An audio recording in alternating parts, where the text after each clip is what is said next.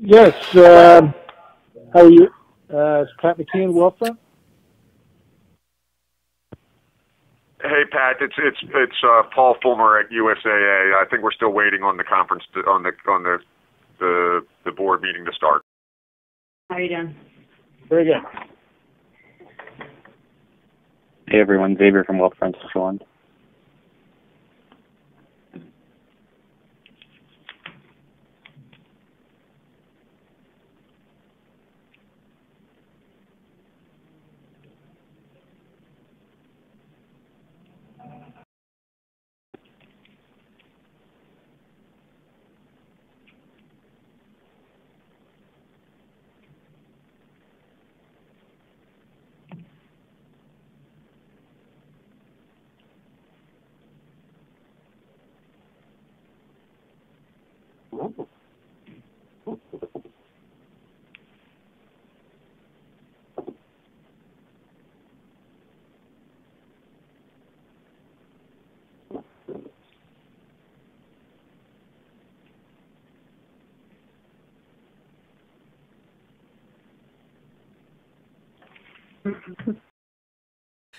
To order, Madam Secretary, could you call the roll, please?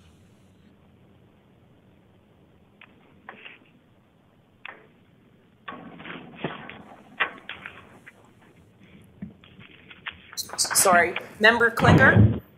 Here. Here. Member Seal? Here. Member Martin? Here. Member Greenemeyer? Here. Chairman Haig? I'm here. It was noticed both in Carson City and in Las Vegas. Great, thank you, Beth. With that, we'll move on to public comment. Do we have any public comment here in Carson City? Seeing none, we'll move to Las Vegas. Do we have any public comment in Las Vegas? Seeing none, I'll go to public comment over the phone. Do we have any public comment over the phone? Not hearing any, we'll move on to the consent agenda. Does any board member wish to pull an item from the consent portion of the agenda for separate discussion and deliberation? Mr. Chairman, the only thing I would say is on the minutes, since I was not at the last meeting, I think it's probably best that I abstain from voting on the minutes, so I don't know if that means you want to pull those out separately or not. I think just abstaining from the vote would be sufficient. Thank you for that. So not hearing any consent agenda items, can I have a motion to approve the consent agenda? So moved. Second. So I have a first from Member Martin and a second from Member Seal. Any discussion on the items? Hearing none, all those in favor say aye. Aye. Aye. Any opposed? None. And just, I'll note for the record, Member Klinger is abstaining on that agenda item. So with that, we'll move on to agenda item number 8, which on the discussion agenda, board review and approval of the Nevada Prepaid Tuition Investment Monitoring Report prepared by Pension Consulting Alliance for the quarter ending December 31st. Please proceed when you're ready. Good morning. Obviously, Eric couldn't be here today, so he does apologize that he was not able to make it. I see there are some new faces on the board, so those who don't know me, I am Sean Kopis. I work with what is now Makita Investment Advisors, formerly PCA. I've worked closely on the 529 team with Eric for up to 7 years now, so I'm usually at these meetings. I was unable to be here the last couple times, so that's probably why I haven't met some of you. I guess I'll just jump right into it with the prepaid report. I'm not sure which page it is in your packet, but it's the one with kind of the pylons on the front page there. And obviously, as many as you know, the fourth quarter was not a great one in the markets. That is obviously reflected in the performance of the prepaid plan. On page 1, I'll kind of focus on the table down towards the bottom. For the quarter, net of fees, the plan was a negative 3.5% return compared to a benchmark return of negative 3.4. Or sorry, that's negative 3.6 for the plan. What does this mean in dollar values? At the end of the quarter, the plan was worth $259.9 million. That is a $27.2 million drop from the beginning of the fourth quarter. And over the year, that's negative $9.8 million. So obviously, As we saw in the markets, things were pretty negative. That is reflected, as I said earlier. I'll move to the second page, and we can kind of break down the performance and kind of why the portfolio ended up this way. So on page 2, the asset class performance, the bottom part of the table, the big table there, I'll mostly focus on the quarter. And as a reminder, the majority of this portfolio was down 13.5% for the quarter, year period. And then small cap equity really had a rough time. That's negative 20.1% for the quarter, and negative 11.7% for the quarter. That's worse than their benchmark of negative 10.8%. But as a reminder, covered calls is basically large cap equity based. It's based on the S&P 500. It's supposed to do a little bit better than the S&P 500 when you have big market drops like this, which it did. I mean, negative 11.7 versus negative 13.5. That doesn't seem huge, but it is doing its job of not losing as much as the market when you see markets like this. And then total fixed income, Chicago Equity Partners, that is your active fixed income manager. They did have a strong quarter. They were up 2.3%, and that is positive, thankfully, which bested its benchmark of 2.0%. And as a reminder, this is a portfolio that has kind of struggled to keep up with its fixed income benchmark over the last year or two, mostly because this is extremely conservatively ran, high quality fixed income portfolio. When you see markets do what they did recently, there's kind of a rush into those areas where they mostly invest in. So that's why they had a strong quarter. And thankfully, due to that strong quarter, they're now outperforming over the 1 year period as well. 0.7% overall return doesn't seem like much, but compared to what you saw in the equity markets, it certainly helps. Now, unless there were any other specific questions about the portfolio, that's kind of all I really had to present in that area. I did want to point out, obviously markets have rebounded since the end of the year. Large cap equity, the S&P 500, and specifically is up 13.5% through about 2 days ago. So you have seen a significant bounce back in a lot of these markets. We don't have the overall numbers for you right now, but I did want to point that out. Great, thank you for that. Do we have any questions from board members? Hearing none. I'm sorry. Member Martin here for the record. Can you go back to the covered calls? Are you saying that we lost money writing covered calls? That would seem inconsistent with my understanding of what covered calls are. If you can explain that a little bit more, I would appreciate it. Thank you. Yes, in general, the covered calls portfolio, and basically they sell those calls to get that income up front. That kind of provides a small buffer to what happens in the overall market. But overall, this portfolio is still mostly affected by what happens in the S&P 500. It's not purely them selling covered calls and that's it. It is more like an index to the S&P 500, but with this extra little layer of covered call selling that provides that little income and that provides that kind of defensive push. And that's why you saw it fall not as far as you did the overall S&P 500. Okay, thank you. Any other questions from board members? Hearing none, can I have a motion to approve agenda item number 8? Also move. Second. So I have a first from member Seal and a second from member Klinger. Any discussion on the motion? Hearing none, all those in favor say aye. Aye. Of the Nevada 529 College Savings Plan Investment Monitoring Report prepared by Pension Consulting Alliance for the quarter ending December 31st, 2018. Please proceed. And yeah, it is Makita now, but I know it says Pension Consulting Alliance in there, but that's fine. I'm making that mistake as well all week. So this is the larger report with the chalkboard on the front, and I'm just going to go ahead and start on page 4, and that's kind of the summary area. And I just kind of basically for this, I just want to kind of run through the changes as far as performance goes of the underlying funds in each of the programs. So on page 4, you see the top table. It starts with the Vanguard 529 plan. As you know, this is a mostly passive plan, so there usually isn't much change. There was some change this quarter. You had 2 funds that status did drop. One of those went from positive to acceptable, where one went to acceptable to caution.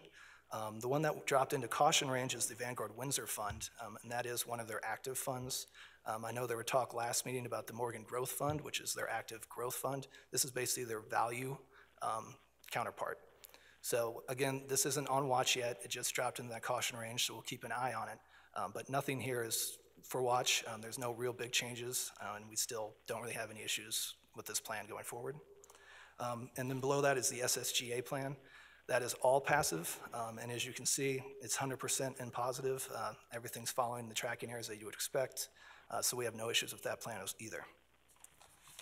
I'll move to page 5, and we'll focus on USA and Putnam. And on this page, you can see that there's been quite a bit more movement. Number one, with the USA plan on top, it says that there were 2 funds that dropped in status. This is a mistake on our part. We were counting one fund, the Precious Metals and Minerals Fund, as part of this program. We learned very recently that it was actually taken out of the program previously. Basically, you had one fund drop in status, and that is the USA Growth and Income Fund. That one was on caution, and that has 6. But that still is an issue. I mean, you have roughly more than half of the funds that now qualify for watch, and I'll discuss that a little bit more when we discuss the watch memo. Outside of that, when we go down to Putnam, you see that that one had 6 different funds that had their fund status drop. Obviously, that's not great. 2 funds dropped from positive to acceptable, 2 dropped from acceptable to caution, and then you had 2 that now qualify for watch status. Those 2 are the GAA All Equity portfolio and the Putnam Small Cap Value portfolio, and I will mention those a little later as well. When you look at these numbers, obviously you see all these funds dropping in status, but none really improving.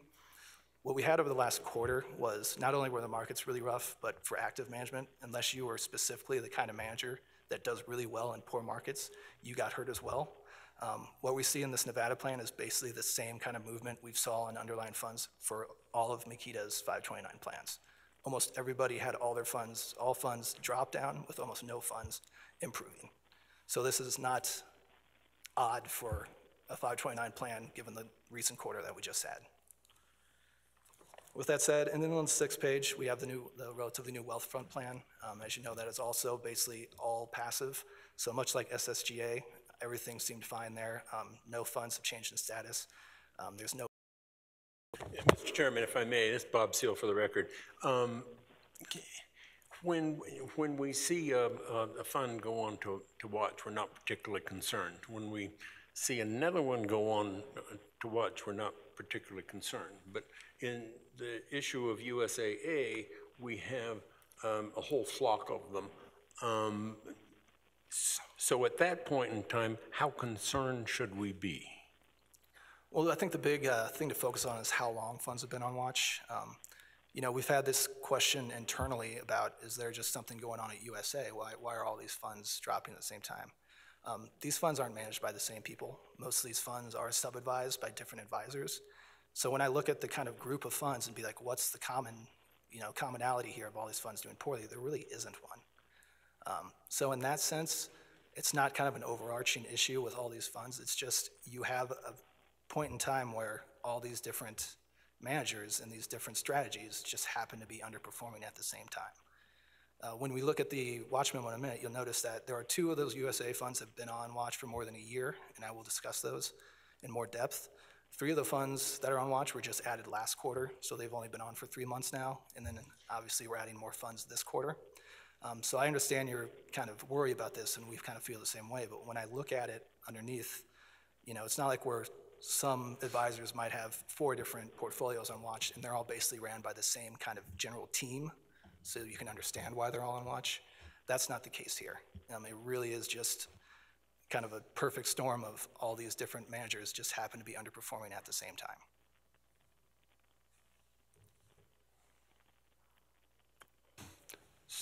So it's a coincidence? In a way, yes. I mean, I don't have a good enough answer to. The general manager, though, is, while they're all separate, it's a USAA portfolio. True.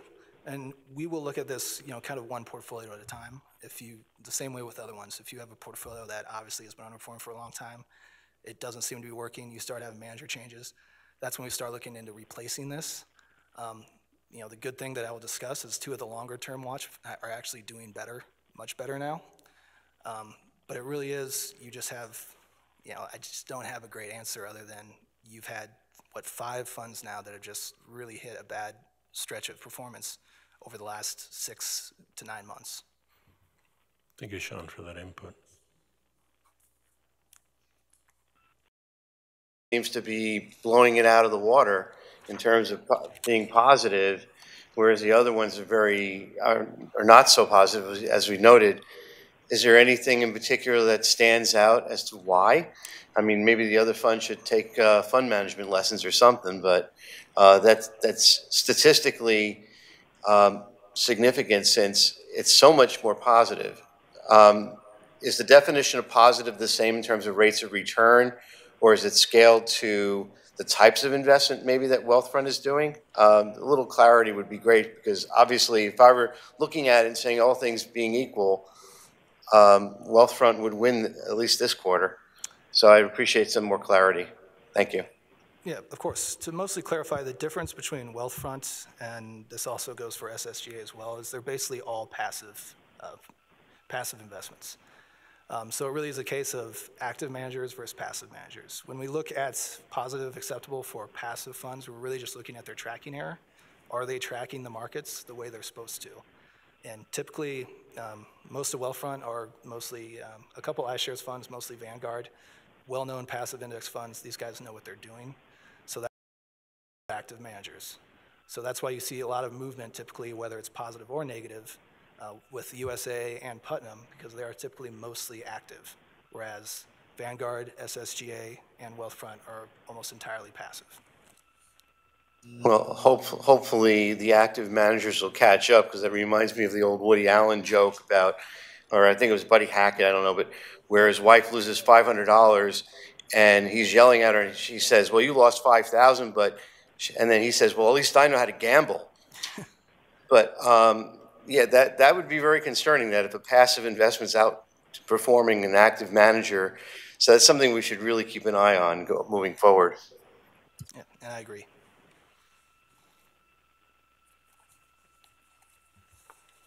Thank you for that, Member Martin. Any other questions? Please proceed with your presentation. All right, now I'm going to switch gears and move over to the obviously on the first page, as we've been discussing, you list out the USA. There are one additional fund to be added, that's growth and income. And overall, you have 6 funds on watch. I know there are 7 listed, but as I mentioned, that precious metals and minerals should not be on there. That will be removed, and that is our fault. But as you mentioned, there are 6 of them. And if we go to, before I get ahead of myself, also Putnam also has 2 to be added. So you can see those listed there, GA All Equity and Putnam Small Cap Value, as I mentioned before. I'm going to move to the next page, page 2, and kind of focus on USA for a moment. At the top here, you have 2 tables. I'm going to focus on the second one, and this is the one that basically shows kind of the number of months that each fund has been on watch and their performance since then. So I'm going to focus, number 1, on the USA Income Stock Fund. As you can see, this is the 21st month that this fund has been on watch. And on here, it shows that it has trailed its benchmark by 1.2%. But I do kind of want to focus a little bit more on more recent performance.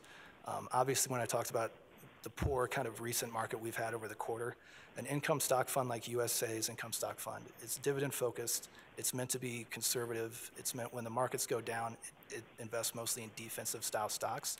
You would expect this kind of portfolio to do well in that environment, and that is exactly what happened. It had a nice jump at the very end of the month, especially in December, so it moved into the acceptable range, and this fund actually does no longer qualify for watch, just barely. So it did have a very strong quarter.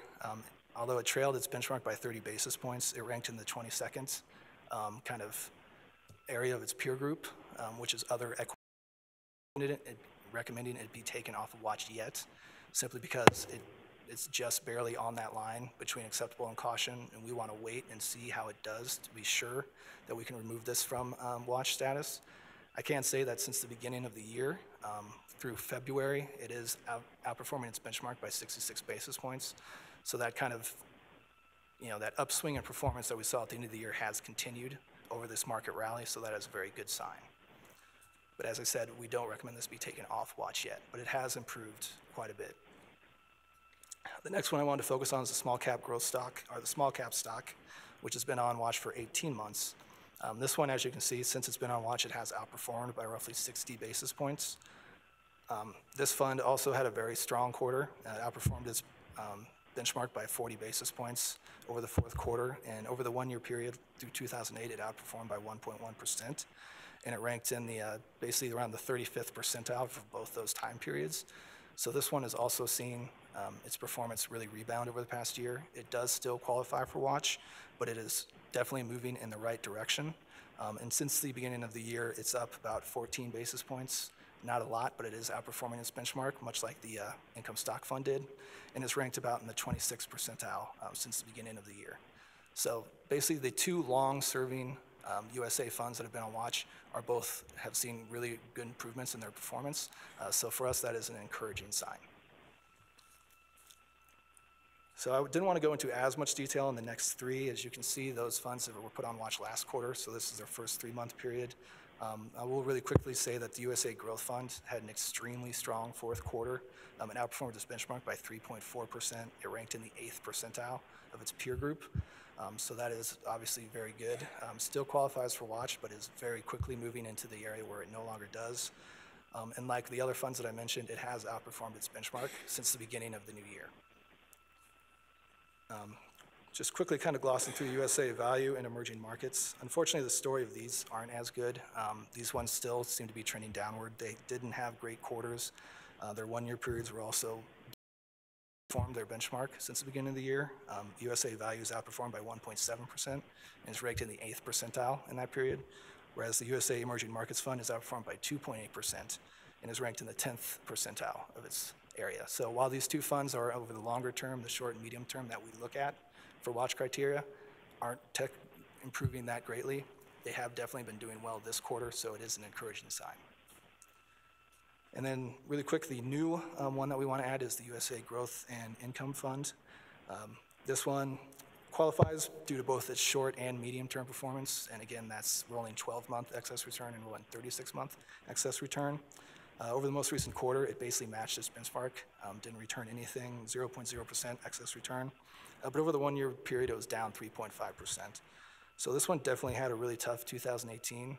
It had a very strong late 2016, 2017. This was a very strong performer. But then it started to have some troubles in 2018. And what you see with especially 3-year numbers, when you did well, say in 2016, and you start to see those numbers roll off of that rolling 3-year number and are replaced by obviously poor numbers, that performance can really drop when we look at it through our criteria. So that's kind of where the USA Growth and Income Fund is right now. We don't have any major issues with this fund as it's just now being added to watch. But again, it's one we'll take a look at closely in the coming meetings that we have with you. So I'll open up questions about any of the USA funds before I move on to Putnam. Do we have any questions from board members? All right, please proceed. All right, and then the Putnam funds, plan funds, let's see. Well, there's nothing really to point out in the actual memo right now. I'll just kind of give an overview. The number one fund that now qualifies for watch is Putnam GAA All Equity Fund. This is kind of one of Putnam's specialty funds. GAA stands for Global Asset Allocation. It's kind of a multi kind of sector fund. Obviously, the name All Equity kind of tells you what you need to know. It's kind of more similar to a global fund. This is roughly, a fund that invests both domestic equity, international equity, and emerging markets equity. Its custom benchmark is roughly 75% the Russell 3000. So mostly of this fund is, vastly a kind of domestic equity fund, and that's where it kind of had a lot of troubles. Its stock picks just didn't keep up with Russell 3000 over the quarter. There isn't too much detail to really talk about this fund. It had a big dip in performance back in 2016. I think it was on watch for short-term performance for a brief time, but it did climb back out. But what we're seeing over the kind of medium-term 36-month performance is that, really quality of performance it had before that 2016 slump is now falling off that 3-year number, as I just recently kind of talked about. So its medium-term performance has dipped down. Short-term performance, it's still acceptable. And right now we just, we'll keep an eye on it, but like some of the other funds I mentioned, we don't really have any issues with this fund at this moment. And then the last one is the Putnam Small Cap Value Fund. This fund's kind of seen some, tribulations recently. There's been a lot of manager changes A lot of turnover the last couple of years, and it basically started 2019 with a brand new manager. A big reason that it's now qualifies for watch is it had a really poor fourth quarter of 2018. Both those periods, so it had a really, really rough 2018. The only good news I can say is that since the new manager has taken over at the beginning of the year, it is up 1.7% on its benchmark for 2019, so performance so far has done well. Obviously, it's a very small sample size, but it is encouraging. But this is a fund that we now qualify for watch on medium-term performance, but given the changes in the management team, it'll probably also stay on watch due to organizational as well. So we'll be keeping a close eye on that. So that's kind of the detail I had. So just to kind of wrap that up, as I said, there's basically 3 new funds we're adding to watch. We were recommending to be placed on watch, 1 for USA and 2 for Putnam. And with that, I'll just open it up to questions. Thank you for that presentation. Do we have any additional questions from board members? Hearing none, can I have a motion for agenda item number 9?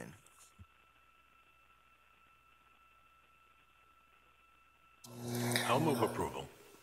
I'll second.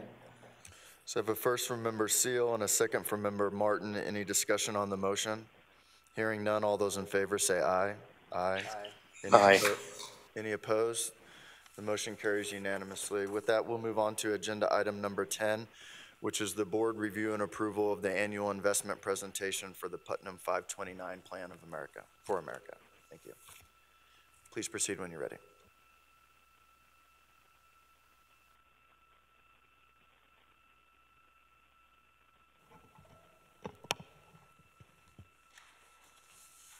Good morning, Chairman Haig, members of the board and staff.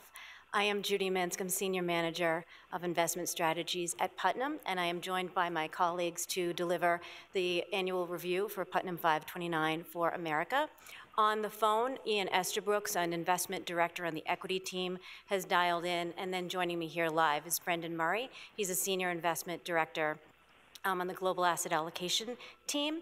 And so before we get into our formal remarks around the investment review for the plan, I just wanted to take a few minutes to give especially the newer members of the board a bit of background on Putnam and our plan specifically. So if you turn to our presentation, so I think it's page 326 in your packet or slide 1 in our presentation. Just to give you an overview, Putnam is a global investing mutual fund company. We've been around for 80 years with the key goal, the critical goal, to helping clients save for the biggest financial goals in their lives. So retirement, education, savings, and in general, wealth management. We are an active manager, research-driven and risk-aware. And as you can see on the slide, we do manage across asset classes, so fixed income, equities, global asset allocation or multi-asset allocation. And we deliver our products across client types. So for markets in the retail space, institutional as well as defined contribution. And I would say a key point is in terms of our differentiation, we do distribute the majority of our products through financial advisors. On the next page, this is really just a quick view of our senior leaders. And in terms of where my colleagues and I sit within this organization, we are under product. So we work and report to Mike Wands in Global Investment Strategies, and we also report up to Aaron Cooper, who is a Chief Operating Officer for Putnam. So his job really is to align resources across not only investments, but the entire firm. And the reason I wanted to sort of set the stage and let you look at this organization is that when it comes to the plan, Putnam 529 for America, the resources across this organization are utilized for the plan. So I work with folks in marketing and communications, the legal team, clearly closely with the investment side, and also with distribution. So the senior leaders that you see here are full access and transparency for the plan that we manage for you all. On the next slide, slide 328 in your packet, I wanted to just provide a couple of points in terms of how our plan might differ from some of the plans that we provide resources to our advisors to educate them whether it's on something like tax reform and how it impacts 529. And we develop resources, excuse me.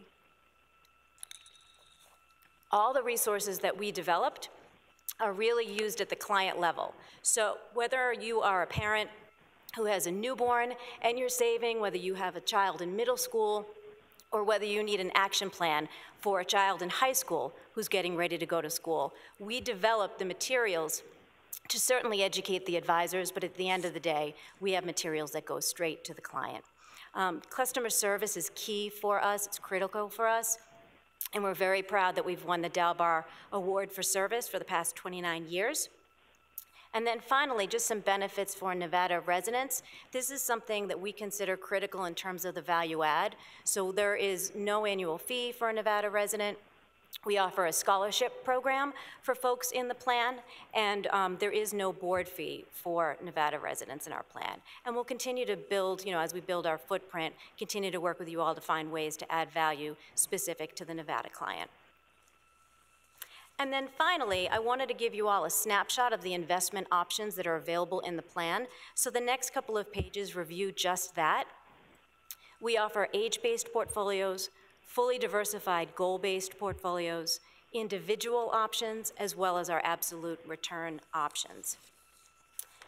On the next slide, which reviews all of the individual options, these are really meant for an advisor and a client to either build a custom portfolio, combination of stocks, bonds, and cash, or they could use any one of these to complement an age-based or a goal-based sort of core part of their strategy. I would point out that these are Putnam options, but there are also some non-Putnam options from prominent firms as well. And then finally, we offer absolute return funds, so both a fixed income version as well as multi-asset absolute return. And these are strategies really designed to help savers achieve their goal with potentially lower volatility overall. So that, along with the age-based, the goal-based, and the individual options, rounds out the investment lineup for the plan. So that's really a snapshot of what I wanted to provide in terms of who Putnam is, how our plan is a little bit different, and then certainly setting the stage for the investment options that we'll talk about going forward. So if there are any questions, be happy to take those in a high level. If not, I'll turn things over to Brendan. Yeah, I actually have a question. Member Martin, for the record. Going back to your asset allocation chart, excuse me, on the 55% allocation to fixed investments, can you go in a little deeper in terms of the maturities on those investments? Because obviously yesterday with Jerome Powell not raising interest rates from the Fed, that's great, but we are in an interest rising type environment, and I'm wondering how this would affect such a large asset allocation.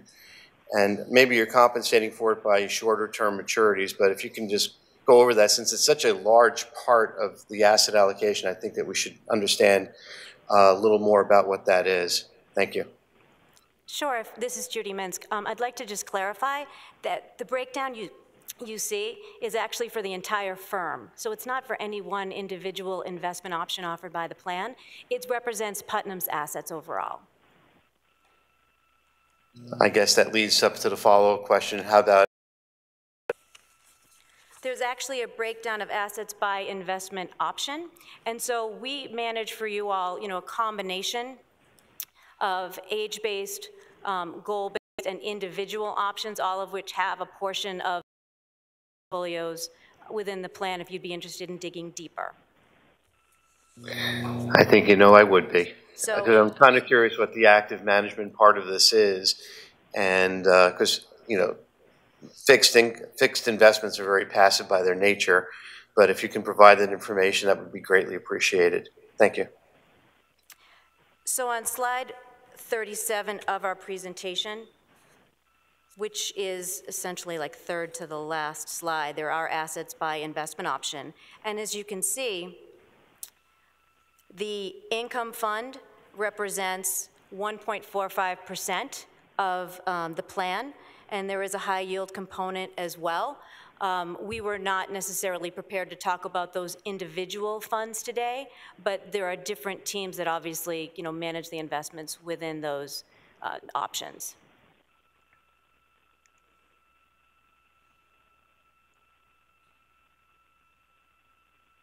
Would you like a follow-up on this, Member Martin? Not at this time. I think the basic thing I'd really like to see is just how our plans are allocated and what the results for our plans are. It's fine to demonstrate for the entire Putnam family of funds, but kind of concerned what's going on with us, and if it varies anything. It may not vary from the company as a whole, but that's my thinking on this. Sure. I would just say at a higher level, the income fund, which is essentially the core income fund for the plan, was just awarded with the Lipper Award for 10-year performance. So whether you want to look at the underlying performance, which would be on slide 33 of our presentation, you can see the very top, the income fund, both year-to-date, the 1 year, the 3 year, essentially versus both Bloomberg and Lipper Core. So the very specifics of the individual performance are contained in the plan as well, in this presentation.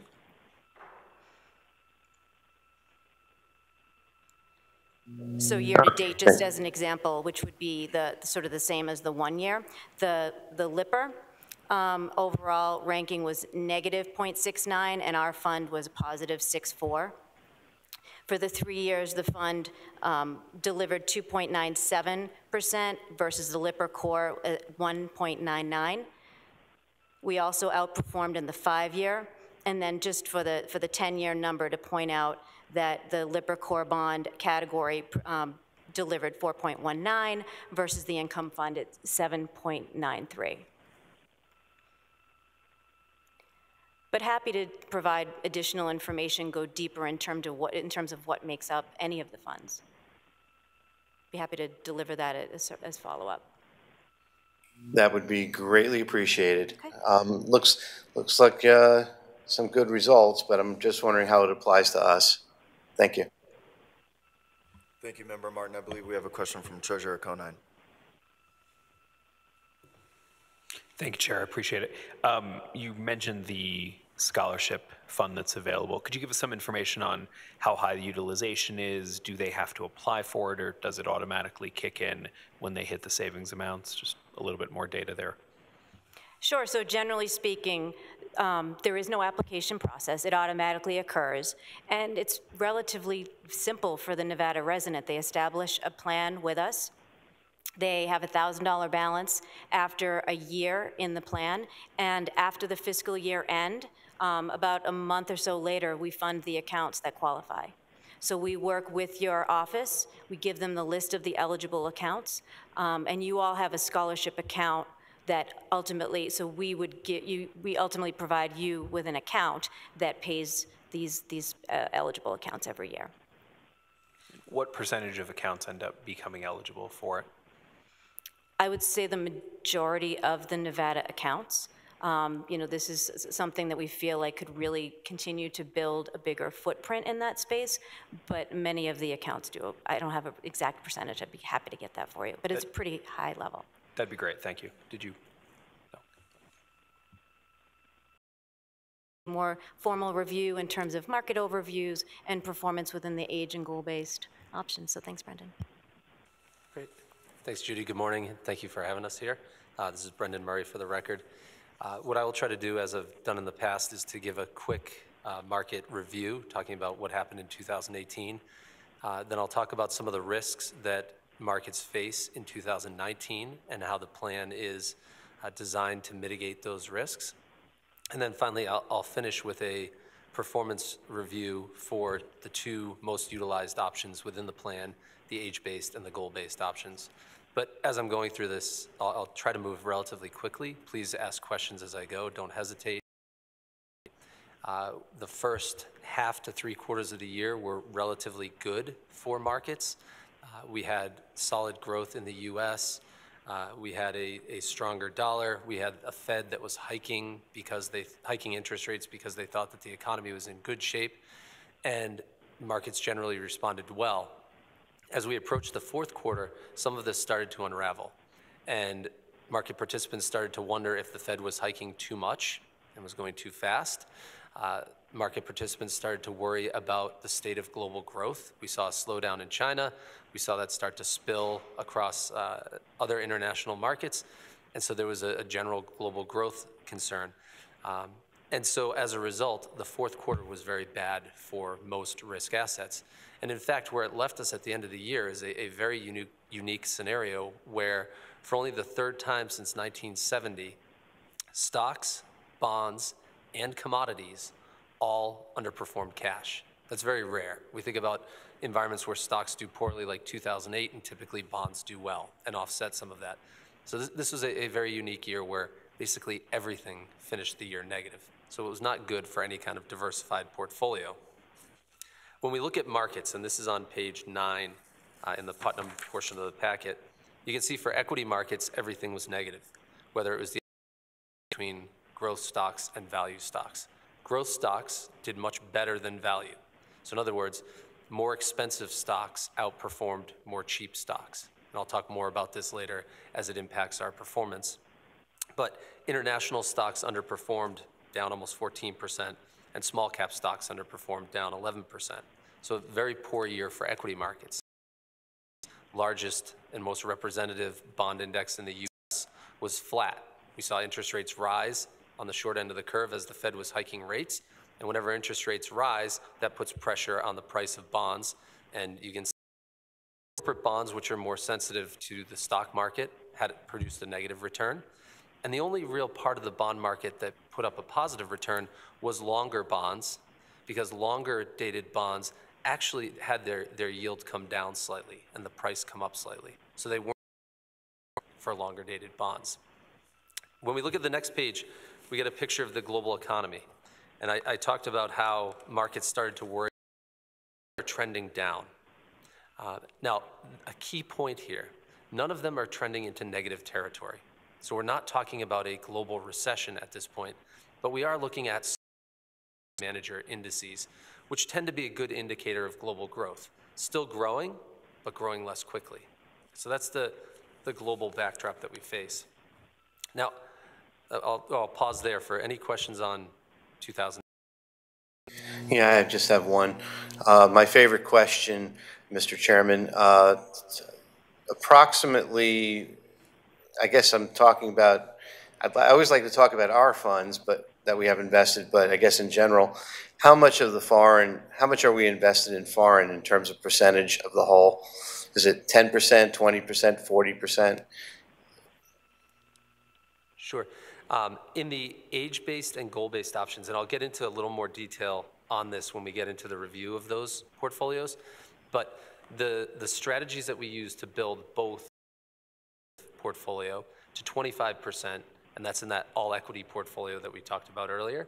So I'd say on average, when you mix all of that together, you're probably going to be around 15%, depending on, obviously there are many different age-based individual portfolios, and there are 3 goal-based. But I'd say around 15 is a good round number in terms of international exposure. Okay, thank you. Yeah. Okay, so we'll continue, and now looking ahead, now thinking about 2019 and some of the key risks that we face. And there are several risks that I think all investors should be aware of in 2019, but I'll preface it by saying I don't think that any are overly concerning right now. These are all things that are possible, and I'll talk about what could cause them to become an imminent risk. But as we sit here today, I don't think any of them are necessarily imminent risks. The first, and this is the one that we have just recently moved into being the closest to, is the yield curve. In other words, typically when shorter-term yields are higher than longer-term yields on the Treasury curve, that is a good indicator of an impending recession, a recession 12 to 18 months out. And I'll show you in a minute where we sit there, but that is a risk. We're not yet inverted, but we could become inverted. We could have higher short yields than long yields. The other thing is the policy rate or the Fed funds rate. If the Fed funds rate gets too high, that can start to really start to hamper global growth, or at least growth in the U.S. So we're closely watching the policy rate. The availability of credit is something that can start to hurt growth. When banks stop lending and when credit is not available, that can really slow things down. We also are looking at capital misallocation. In other words, corporations using the debt that they've taken on over the last 10 years since the financial crisis, but using it in the wrong way, or levering up, having too much debt on their balance sheets. Again, not yet there, but it's a risk. And then finally, the risk that I think most people are aware of and talk about is trade and some of the trade wars and the potential outcomes of those trade wars. Again, nothing that is very damaging yet, but there could be some very bad implications. So let's look at some of those in detail. We're now on page 13 in the presentation. And I mentioned the slope of the yield curve. This is a very good indicator of an impending recession. And what we look at is the difference between short-term rates and long-term rates. And when that blue line goes into negative territory, it means that short-term interest rates are higher than long-term interest rates, which means that the market is essentially saying they expect negative growth going forward. And you can see that the gray bars, which are recessions, every one of those recessions since the mid-1950s has been preceded by an inverted yield curve. Announcement, we got down inside of 10 basis points. So we're much closer to an inverted yield curve now. And as I mentioned, that typically precedes a recession by 12 to 18 months. So we're not yet inverted, but it's something to watch carefully going forward. The Fed funds rate on page 14, and in this case, we look at the real Fed funds rate, which is Fed funds minus inflation. And when last year, but you can see here, we aren't even at 1% of real Fed funds rate yet. We're a long way to go until we get to the point where it starts to hinder economic growth. So not a concern for today. Page 15 is where we look at credit availability. And this chart simply shows if the blue line is towards the bottom, that means that credit is easy. It's easy to get loans. Credit is flowing. When it's up high, credit is tight, as you could see in 2008. We are still in very easy credit mode. That's supportive of the economy. That's supportive of stocks. Further, if you look at page 16 and you look at earnings growth for U.S. stocks, it continues to be positive. Not as positive as it has been or as it was in 2018 or 2017, but it's still estimated to be quite positive. That's supportive for stocks going forward. The next page on 17 is a look at credit, high-yield corporate bonds. And the keys that you want to see here, the green line is the excess that you're paid over treasuries to own high yield. You want that to be positive, and you want it to be close to the historic average, which is the dotted line, and that's where we sit now. We're just about average. The blue bars, or the blue lines, are the default rate, and you want that to be below the historic average, which is the dotted blue line. And you can see defaults are low. This is where we look at capital misallocation. When you have misallocation of capital or risky behavior, those defaults start to creep up. That can be very bad for high-yield corporate bonds and credit in general. We're nowhere near that yet.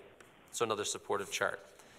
Where I do wave a bit of a caution flag is on 18, and I think this is the point.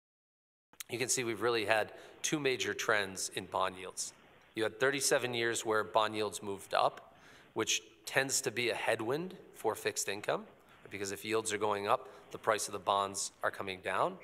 But then the last 36 years has been a very supportive environment for bonds, where interest rates have been coming down and prices have been going up. So bonds were a very good investment. But if you look at that 2015 to 2018 period, you start to see the trend moving upwards. And this is what investors worry about, is that maybe we've entered a new era where bond yields are going to move up for a considerable amount of time, and it's going to cause a is just on oil. I'll spend a quick second here just to say that what we worry about with oil is the price of oil taking another leg down and falling significantly. But when you look at capacity, it's pretty tight. The supply-demand dynamics are pretty good, and we're not worried at this point about the price of oil taking a big drop down or rising dramatically and increasing inflation at this point. We think it's relatively balanced. So the key out of this section on page 20 is, how does it impact the plan? Right? This is what we keep asking about. How does it impact participants? Well, in our view, over the short term, if we had a material change in any of those risks that I laid out, which are not big concerns today, but if any of those dynamics changed, it could introduce market volatility and it could put a strain on risk assets, on stocks. That's something that we watch for the short term.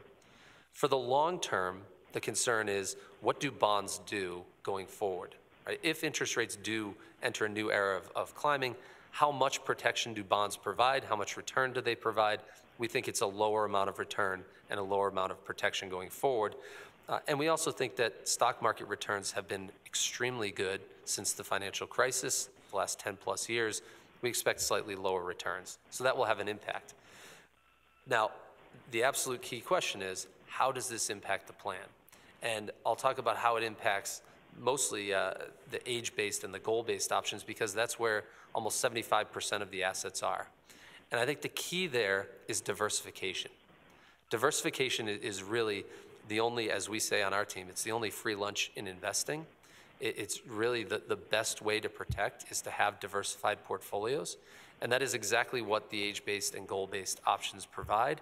And I think the best way in this type of environment to protect is through the age-based options, where they give you a diversified mix of stocks and bonds and then start to introduce cash as we get closer to college age, but really help compound returns early with more aggressive positions.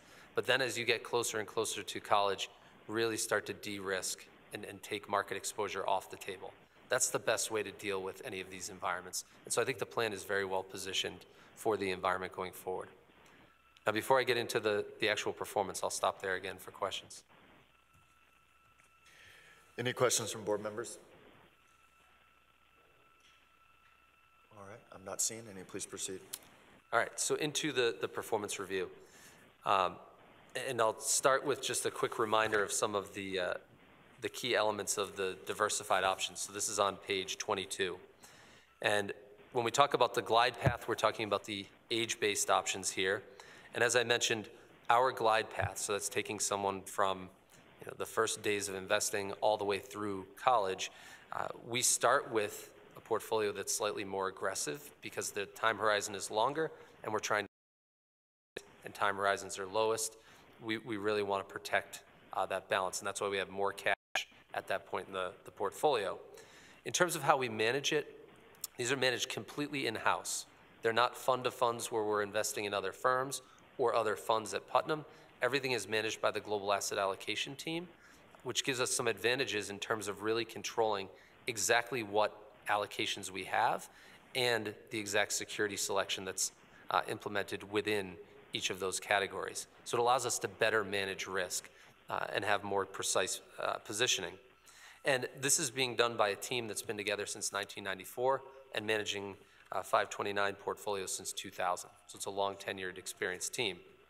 So let's take a look on page 23 at the actual glide path. So for the age-based portfolios, this is the breakdown of stocks, bonds, and cash at each year in that process. And as I mentioned, you can see we start more aggressive with more stock early. As we get closer to the college age, when you're age 16, 17, 18, we start to really build up that cash buffer to protect that balance. We want to maintain the assets at that point. It's no longer about growing them, it's about protecting them. And that's the design of this glide path. 24 shows you the underlying options. And this is what I talked about earlier with the question around international exposure. We use these four strategies or these four portfolios to build both the age-based and the goal-based portfolios. And you can see from left to right, we start with the conservative, which is predominantly fixed income, and then 30% equity, all the way to the far right to the all-equity portfolio, which, as the name suggests, is 100% equity. And we've been running these strategies since 1994, utilizing them in 529 since 2000, but these all have track records back to 1994. In terms of how they're implemented in the age-based, you can see that on 25. In the goal-based, excuse me. The goal-based options are a balanced, a growth, and an aggressive. The balanced is roughly a 60-40 portfolio, 60% stocks and then 40% bonds and cash. The growth option is 85% stocks, 15% bonds, and aggressive growth is all equity. That's the all equity portfolio from the prior page. So in terms of performance on 26, it was a tough year, a challenging year for all of the portfolios. They all produced negative returns, which is not surprising given that markets in general were all negative. But we did underperform our own internal benchmarks, and we underperformed peer groups. So the reasons for that. So if you think about performance and where it's coming from, it's going to come from three main areas. And you can actually see this on page 27 in notable detractors. The three main areas are first, our starting point or our benchmark. That's going to be the biggest driver of performance in any year. The second thing is our asset allocation decision, where we're overweight and where we're underweight. And the third is security selection, how we own the different asset classes. The biggest driver of performance last year was the benchmarks, the starting point. All major asset classes were negative, so we were negative. But then we were more negative than our benchmark because of two main asset allocation decisions. Equities and commodities performed very poorly. So that overweight hurt us. It's helped us. We held those positions so far this year, and that's helped us bounce back this year. But when you look at it, the portfolios through the end of the year, through December, that was a major detractor from performance. The other detractor from performance was security selection, and this was mentioned by Makita earlier. We run a quantitative security selection process in both U.S. equities and international equities. And it's a process that we've been running for over 10 years now. It has produced a positive excess return of almost 1% a year annualized, going back 10 years.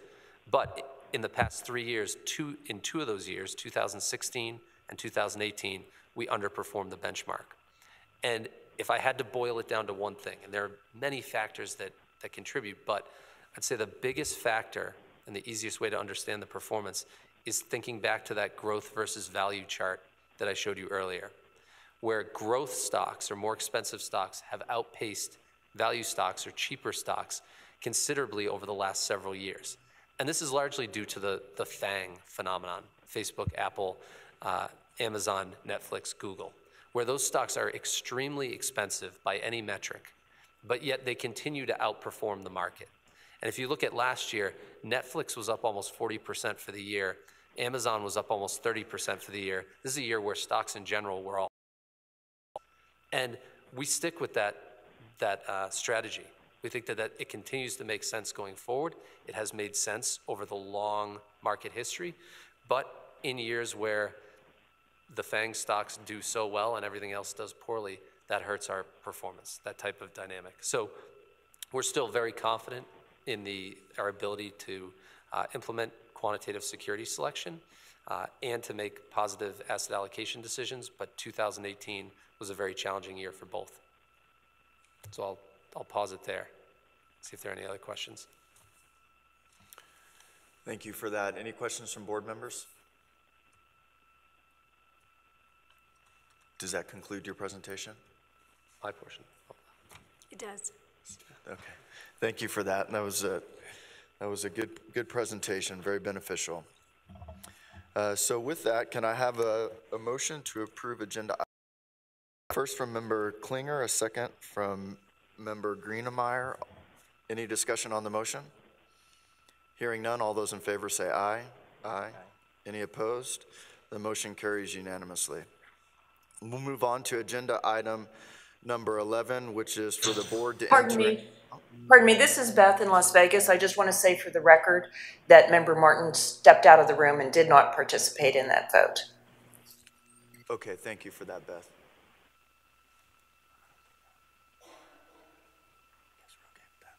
Okay, so we'll move on to agenda item number 11, which is to enter into a non-meeting pursuant to NRS 241.015. 3B2 with counsel to discuss the contract and contract negotiations associated